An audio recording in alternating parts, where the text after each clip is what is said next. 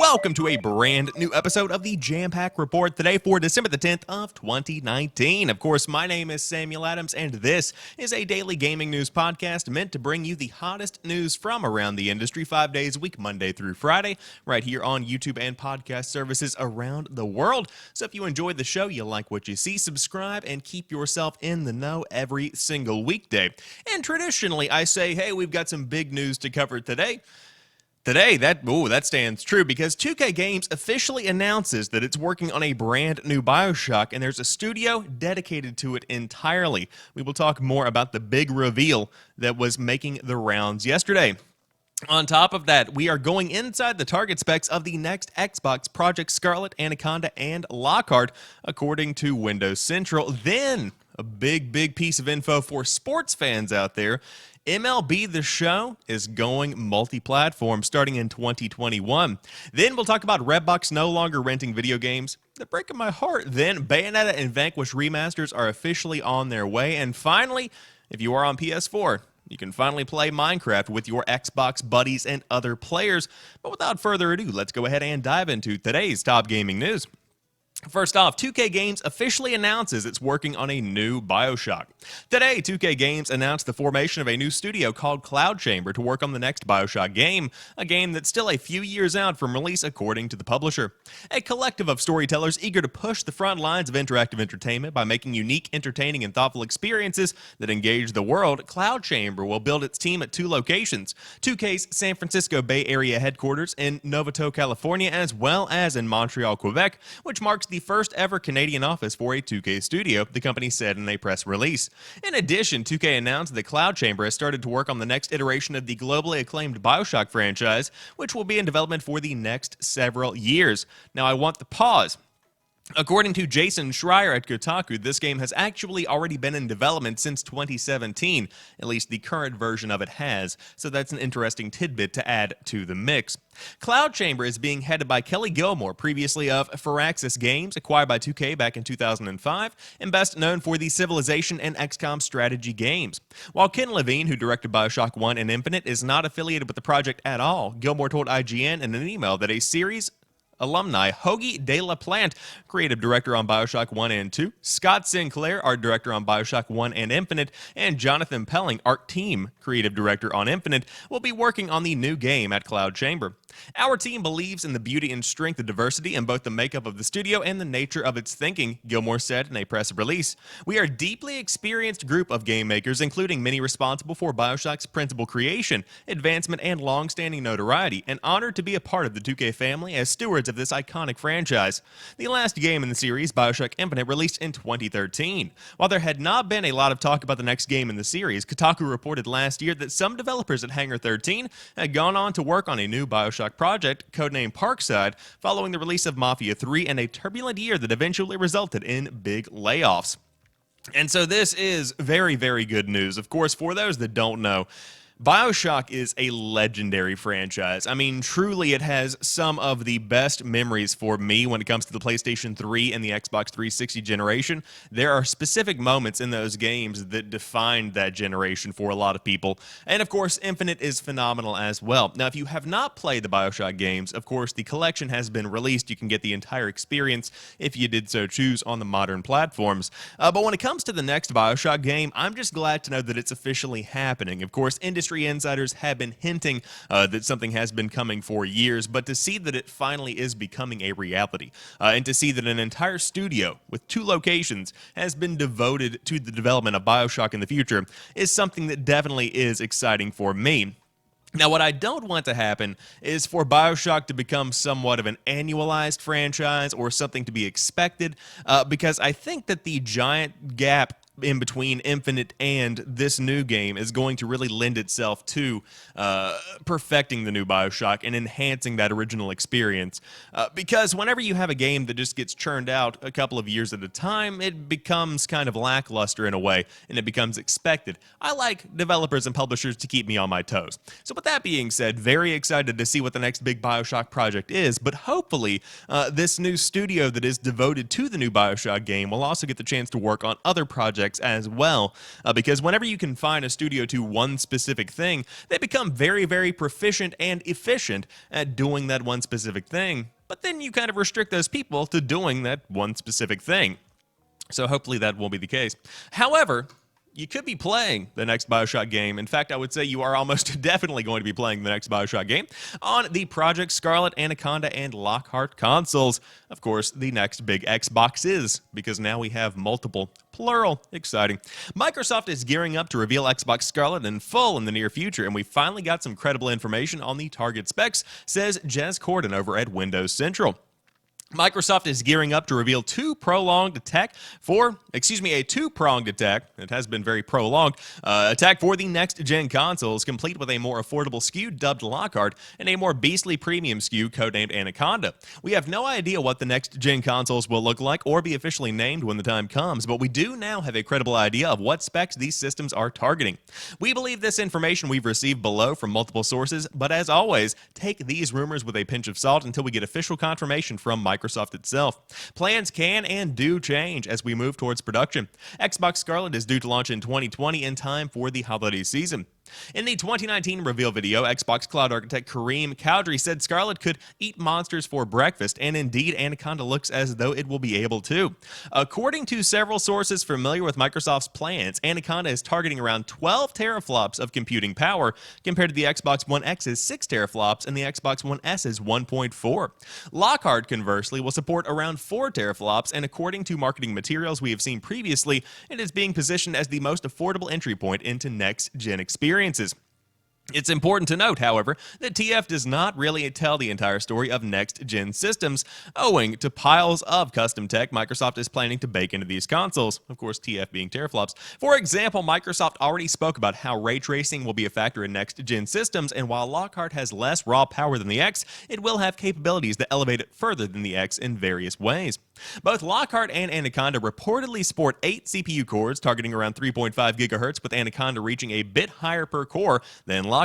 The relatively modest increase in clock speed over the previous gen systems may seem mild, but vast improvements to caching, a new silicon architecture, and other general bespoke proprietary optimizations will see Anaconda perform anywhere up to 4 to 5 times better than the Xbox One X if targets are met. We are told, they say, that at least Anaconda will guarantee 13 gigabytes of RAM for games with 3 gigabytes on the total OS, a total of 16 gigs. The X, by comparison, offered a maximum of 9 gigs for games, which often vary based on what the OS was doing. Microsoft also said in its reveal video that the SSD could be used to throw in virtual RAM as necessary. Speaking of which, one huge focus area for Lockhart and Anaconda is on NVMe SSD proprietary tech, which dramatically decreases load speeds, nigh on eliminating loading completely.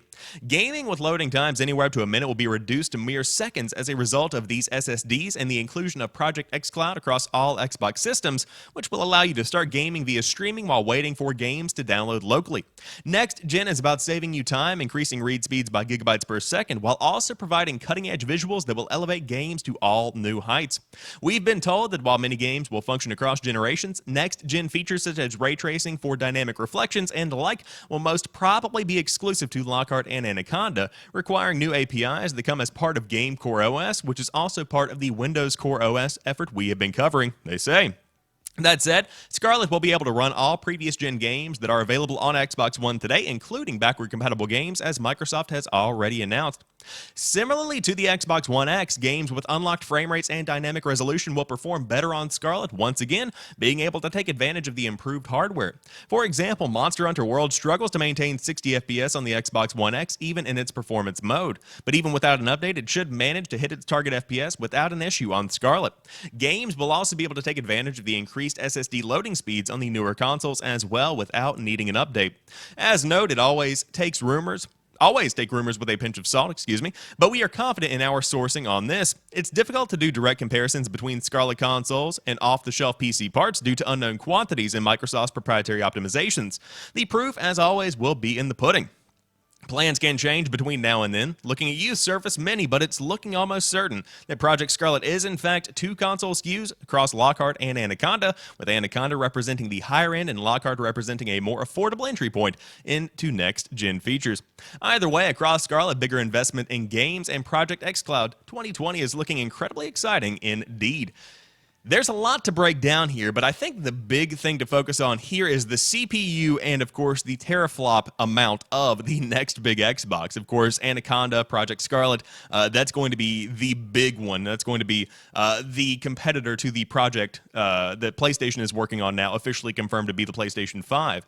And so with double the power, essentially, of the Xbox One X and the ability to perform 4 to 5 times better than the Xbox One X, that's shocking. That is mouth-dropping, jaw-dropping, some may say. But with the PlayStation 5 really has to come out swinging with this one, because I've been saying it for a very long time.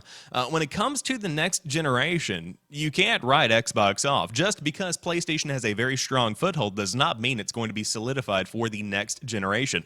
Microsoft has been doubling down on creating games that are exclusive to the Xbox and Windows ecosystem. They've been doubling down on ensuring that they don't repeat the mistakes of the Xbox One, where the marketing was muddled to begin with. It came out of the gate with a bit of a flop, and then it had to crawl its way back up to even being something that was a respectable console, which is just now becoming a reality. PlayStation, on the other hand, had great marketing from beginning to end, focused on the games, focused on the narrative, and now they are pretty much established in the industry as the best place to go for narrative-driven gaming experiences. And so Microsoft has had a lot of catching up to do. But when it comes to raw power, again, the PlayStation 5, ooh, that's some exciting stuff in and of itself. But I am a big fan of Project Scarlett. I think that it's going to be a big contender for Holiday 2020 without a doubt. But again, if you did want to go through all the specs again, that's according to Windows Central sources. And according to them, they trust the sources. So it looks like this is going to be one beefy piece of hardware coming your way. And guess what? In 2021... you could be playing MLB The Show on it. So this is coming to us via a press release put out on Twitter and circulated by the official MLB account, the official Xbox account, Major Nelson on Twitter. Tons of people have been talking about this. But for immediate release, New York, San Diego, December 9th, 2019. Major League Baseball, the Major League Baseball Players Association, Sony Interactive Entertainment, and San Diego Studio jointly announced today that they entered into multi-year extensions to continue development and distribution of MLB The Show, the award-winning officially licensed video game. Pause. Nothing to write home about there. They've extended the contract for MLB The Show, which is a very popular baseball game. Now, in addition, the historic expansion of the long-standing partnerships will bring MLB The Show for the first time ever to additional console platforms beyond PlayStation platforms as early as 2021. Complete details will be announced at a later date. San Diego Studio has been creating officially licensed baseball video games enjoyed by millions of fans for more than 20 years. With MLB The Show 20, which will feature Chicago Cubs star Javier Baez El Mago as its cover athlete, the studio will be commemorating the 15th anniversary of MLB The Show's franchise next year through a variety of unique promotions and new gameplay features. MLB The Show is officially licensed by MLB and the MLBPA. Follow MLB The Show on Twitter, Facebook, and Instagram for the latest info and updates. Oh my God, MLB The Show is finally coming out of the PlayStation ecosystem and is going to be hitting other platforms, plural, console platforms. That's exciting. So, what I do want to point out here is that when it comes to traditional sports games releases, as we migrate from one generation into the next, the big thing to know is that oftentimes the games are released on the older systems for a while before they're completely and totally transitioned over to the newest generation. So you could be seeing MLB The Show 21 on Xbox One, PS4, Project Scarlett, and PlayStation 5. That is very impressive to me. The big question for me is, will there be a PC release? Of course, they could just throw it into the PlayStation Now subscription offering, and that would be good enough. But will they actually release the entire game on the PC? That yet to be seen. Of course, the phrasing here, additional console platforms, that leads me to believe that it's only going to be coming to Xbox ecosystem in 2021. But this is a massive deal because, number one, MLB The Show sells like hotcakes year after year. There are tons of baseball fans that don't play anything else and just have a console for playing the baseball game, MLB The Show. On top of that, there is little to no competition. Sony is going to dominate this space, and MLB The Show is going to dominate because the only other competitor was RBI Baseball. I think there were like a couple of other ones here and there over the years, but RBI Baseball has been the main competitor for MLB The Show for a very long time. And of course, at the end of the day, you don't see any other MLB games like we used to see way back in the day, which I think was like MLB 2K09 or whatever. Let's see, baseball Games 2002. Because I remember there was a baseball game in like 2002. Now I don't want the actual games themselves. What do I look like? Some kind of sports fan? Gosh. Let's see. See, back then you had MLB 2003. This is the one that I was thinking about from 909 Sports. They used to develop MLB games that were pretty much released alongside other sports games, kind of like NBA 2K20, Madden 220, you know, like that kind of thing. And so 909 Sports stopped development of the MLB franchise, and in effect, they pretty much made MLB The Show the king. So now, with it coming multi-platform, RBI Baseball is ultimately going to die, and the show is going to take over in a very big way. Pretty much doubling, if not tripling, the amount of sales you'll be seeing, because a lot of baseball fans want a really, really good baseball game on a multi-platform kind of approach, and that is very cool. Another big question, Nintendo Switch? It very well could happen. But regardless, very glad to see the show is finally coming out of the PlayStation ecosystem and branching out as early as 2021. But unfortunately, not coming next year. But hey, if you don't know if you like it or not, you won't be able to rent it from Redbox to see, because Redbox is no longer going to rent video games. Redbox is winding down its services related to video games and will permanently have removed games from its kiosk entirely by the end of the year. A tweet from Redbox customer service yesterday states the games are no longer available to rent at the kiosk, and though they are still available for sales, they will be removed entirely soon. Redbox additionally confirmed to The Verge the games would be for sale through the end of the year. This will seek the Red Kiosk return for their original function as mainly a movie rental service. Video games were originally introduced in 2011, shortly before the former main source of video game rentals in the US, Blockbuster, began closing its retail stores across the country. And that's where the article abruptly ends. But this is very disappointing to me. Now, keep in mind, I am incredibly cheap. So there's that. But whenever I'm on the fence about a video game, I go and rent it from Redbox. For instance, I rented Death Stranding, and I rented it, I think, 2 or 3 times back-to-back for 3-day stretches of time. So I got a good bit of game time in for around $9 or so, which was incredibly affordable for me. I suppose it was probably more around 14, but regardless, that's beside the point.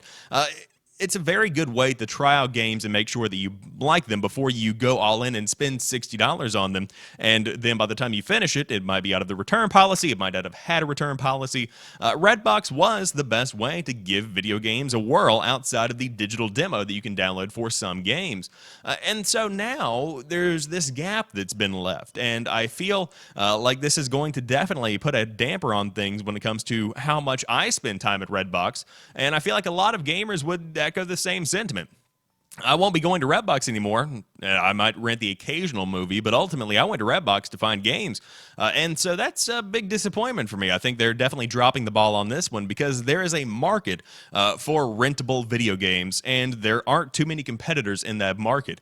Family Video, for instance, is in my area, and they are pretty much one of the last long-standing classic rental stores that takes the Blockbuster-style approach and makes that into their business model. And now, outside of that, there really is no other way to rent video games, especially at the prices Redbox was renting them at. And also, I'm trying to kind of think in my mind why this would be, why they would make this move. And I know that I have rented a couple of games from time to time in which somebody has photocopied the disc itself and taken it and then put the piece of paper in with the barcode on it back into the machine, fooling the machine into thinking it has returned the movie. Now, that makes no sense to me unless you're using somebody else's credit card, because they can still charge you for the game. But all things considered, I guarantee you they were probably losing money on a lot of the games that they were buying to put into these machines. And of course, hopefully some good sales will be had from the Redbox machines as they try and get rid of this giant catalog of games they've accrued over the years. But regardless, very disappointed to see Redbox is no longer going to be renting video games starting now. Because I was totally going to rent Bayonetta and Vanquish remasters because they have been confirmed for the PS4 launching in February 2020, and this is coming to us from Push Square, also notably coming to, of course, Xbox One as well.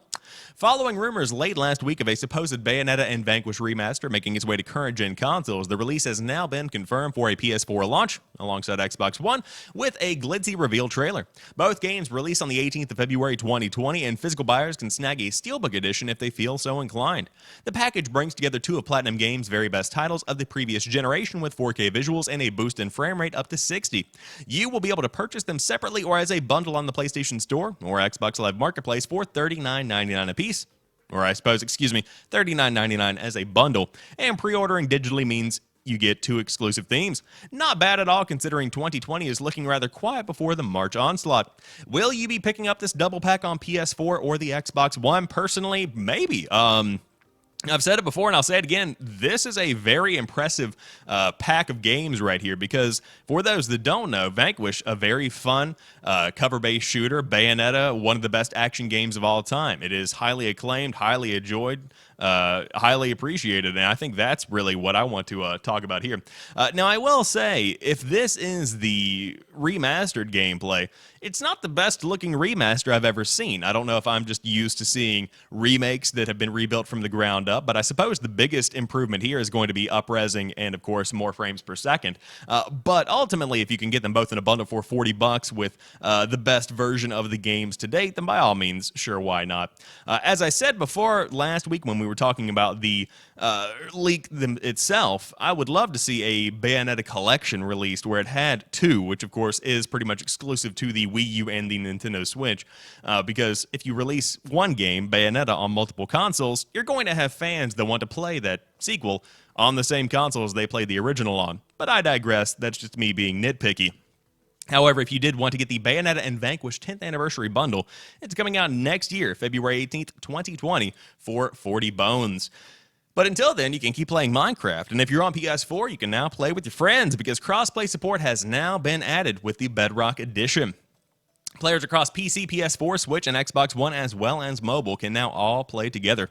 Minecraft Bedrock Edition now supports full crossplay across all platforms following the imminent arrival of that edition to PS4. Sony confirmed the news in an announcement today with the update expected to go live tomorrow. It's great news for PS4 fans, as until now, players on that platform have been limited to playing with other PS4 owners. It's also noteworthy for the fact that Minecraft is now a Microsoft property. With the PS4 and Xbox platforms constantly at war over market share, it demonstrates that an up-to-date Minecraft is important to both stakeholders.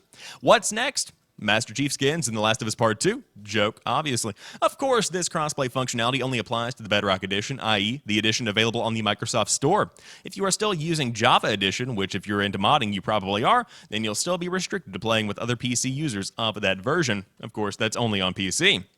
While Sony has long supported crossplay between PC and PS4, it's been a bit reluctant to roll out the functionality to other consoles, but that apparently changed in October with SIE CEO Jim Ryan implying the crossplay is now A-OK. Of course, we talked about that on a prior episode of the Jampack Report. Now, this is a very cool piece of news, and I will say other outlets have been reporting that whenever you log into Minecraft on your PS4, you are going to have to log into your Microsoft account that is associated with your Minecraft account, which is how everything is linked. And I believe you might even get Xbox achievements via the PS4, which is strange. But this is fantastic because this, in my mind, has been a definitive experience of the last decade. Minecraft has grown into something that is a worldwide phenomenon. It's used to teach, it's used to entertain, it's used to make friends, it's used to do so many various fantastic things in the world.